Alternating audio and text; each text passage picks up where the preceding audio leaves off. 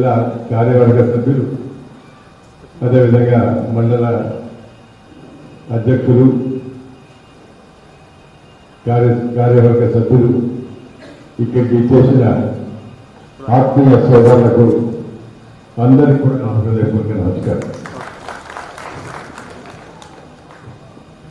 మన ఎల్బెడ్డి రమేష్ నా ఛాన్స్ కొట్టేశాడు.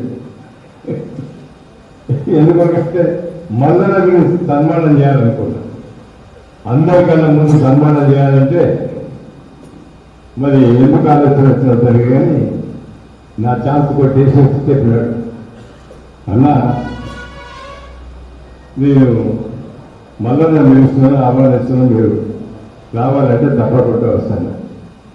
నేను అనుకున్నాను కదా కాంగ్రెస్ పార్టీ తరఫున పిలుస్తాడు అనుకున్నాను.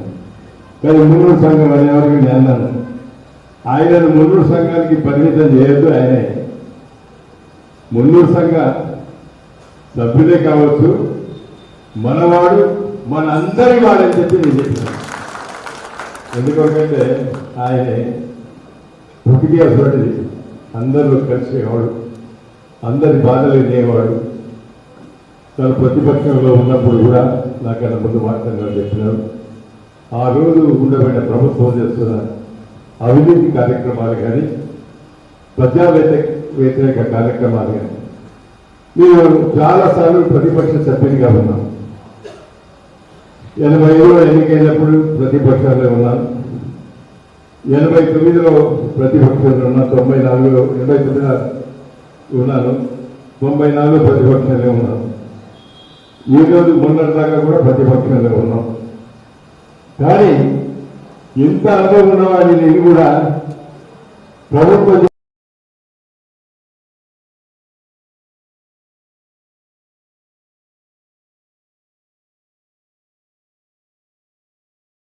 అవినీతి కొద్ది ఓట్లతోనే ఓడిపోయినా తప్ప అది ఓటమి కాదు. సాంకేతికంగా ఓడిపోయినాడు కానీ నైతికంగా గెలిచినాడు. ఆ రోజు మళ్ళా చెప్పి సందర్భంగా మనం చూస్తున్నాం. మొన్న ఎన్నికలు చూసిన కొంతమంది మిత్రులు తనతో సహకారం తీసుకొని సోషల్ మీడియాలో దుష్ప్రచారం చేస్తూ మొదలుపెట్టారు. అది మళ్ళీ బాగా అచ్చొచ్చిందని చెప్పి ఈ సందర్భంగా మనం చేస్తున్నాను. ఎందుకంటే ఇది ఇప్పుడే ఆ రోజు ఉండబడిన పరిస్థితుల్లో బీఆర్ఎస్ నాయకులు చేస్తున్న నాటకం అని చెప్పి ప్రతి ఒక్కరు కూడా తెలుసుకొని మల్లన్న మంచి మెజార్టీలు గెలిపిస్తున్నారు. నిజంగా చాలా అదృష్టవంతుడు. మీ బాధ్యత మల్లన్న మొన్నటి వరకు అయిపోలేదు, మీ బాధ్యత చాలా ఉంది, చాలా అంటే చాలా ఉన్నది. మీకు 34 నియోజకవర్గాలు, ఒక్క నియోజకవర్గమే శాసనసభ్యులు చాలా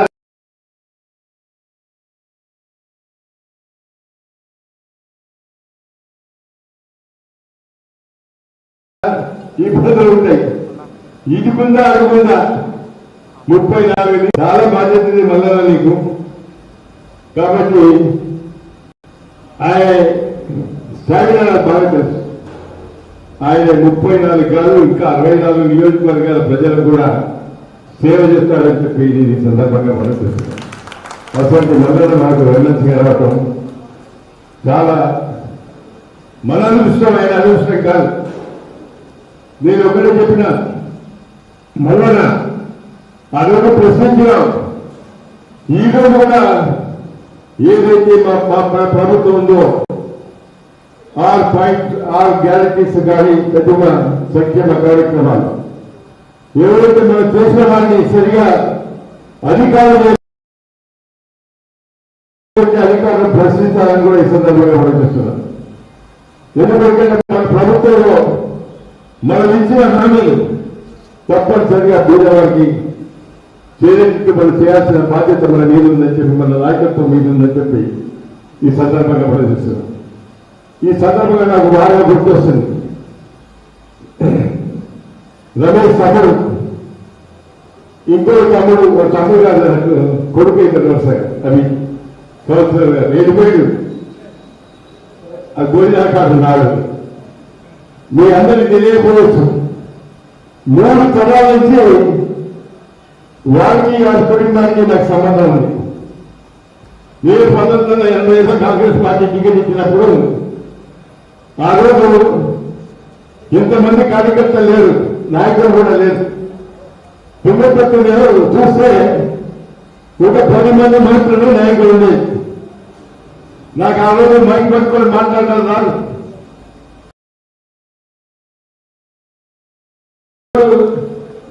కీర్తిశేషులు, ఫ్రీడమ్ ఫైటర్, స్వాతంత్ర సమర యోధుడు రామ్ నర్సయ్య గారు తండ్రి అని చెప్పి సందర్భంగా మనం చేస్తున్నాం. మీరు దండం ఆయన మాట్లాడుకుంటూ వచ్చేది, ఆయన స్పీచెస్ ఇస్తూ వచ్చేది. దాని తర్వాత ఇప్పుడు అభివృద్ధుడు 3 తరాల నుంచి వారి కుటుంబానికి నాకు మంచి సంబంధం ఉందని చెప్పి ఈ సందర్భంగా ప్రదర్శిస్తాను. రమేష్ వస్తుంది, ఎక్కడ పోయి రమేష్ సర్పంచ్ గారు శ్రీరామ్ వస్తున్నాడు, శ్రీరామ్ నాయుడు వస్తున్నాడు. ఈరోజే ఆయనకు కన్ను కప్పిన 3 రోజుల కావున మండల ప్రజా పరిషత్ వైస్ ప్రెసిడెంట్ గా నేను ఇక్కడ శాసనసభ్యుని కాకముందు కూడా ఆ రోజు ఆ గ్రామానికి, బాలపల్లి గ్రామానికి నాకు సత్సంబంధాలు ఉన్నాయి. అవునా కదా? కీర్తి జిల్లా సుధాకర్ గారు అయితే నాకు చాలా దగ్గర. దాంతో పాటు సుధాకర్ గారి చెల్లెలు మా సోమయ్య గారు, తర్వాత సత్యనారాయణ, రప్పల సత్యనారాయణ, అప్పల సత్యనారాయణ గారి మిస్సెస్. ఏ చిన్న కుట్రాలు వచ్చినా, ఆపలు వచ్చినా నన్ను పిలిచి నేను పోయి ఛాయ్ తాగి వస్తేనే భయపడేది అందరూ. అవునా కాదా? ఇక పోతే తుంగతుర్తిలో కీర్తి చేసులు సోమయ్య సార్ అయితేంది, అప్పుల సత్యనారాయణ అయితేంది, నర్సయ్య అయితేంది, 3 అన్నదమ్ములు నా వంట బాడీగా మొదలుగా ఉండేది. నా మీద ఈగ కూడా వాళ్ళని చెప్పి సందర్భంగా పడి చూస్తున్నాడు. 3 ఈరోజు లేకపోవచ్చు, కానీ అంత ధైర్యంతో 3 నా రక్తం పంచుకొని పుట్టకున్నా కూడా, మీ రక్తం పంచుకొని పుట్టకున్నా కూడా నాకు రక్తం ఇచ్చే నాయకులు చెప్పి సందర్భంగా మనం చూస్తున్నాం. ఉద్యోగం చేస్తూ కూడా నా పార్టీ జెండా పట్టుకొని పెరిగిన వాళ్ళు ఏమన్నా అంటే కీర్తి చూసిన 3 అన్నదమ్ములని చెప్పి సందర్భంగా మనం చేస్తున్నాం. అదేవిధంగా విజయనగరం ఇవాళ శ్రీనివాస్ మళ్ళా వేసుకొని మన ఆత్మీయులైతే రమేష్ సంగతి వచ్చు. ఆయన భార్య నా బిడ్డ మంచి కోడి ఒక పంపుతుంది. అది కూడా నాకు కోడి, నాకు ఇష్టమైన కోడి. ఎప్పుడు నాకు అవసరం ఉన్నా నాయనలు రాన్న దగ్గరికి వెళ్ళదు.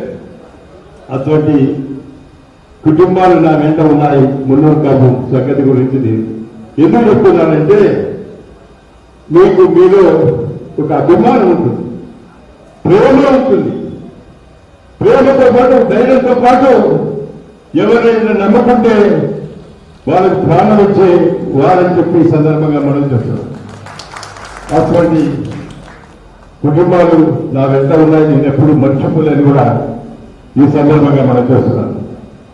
మా ఎల్లపల్లి రమేష్ ఉన్నాడు, పాప నన్ను ఎన్నికల్లో నేను కొట్టుగా తెలియదు.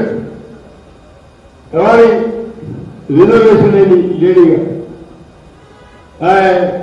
ఆమె పెద్ద మనిషి. రమేష్ ఉన్నాడు.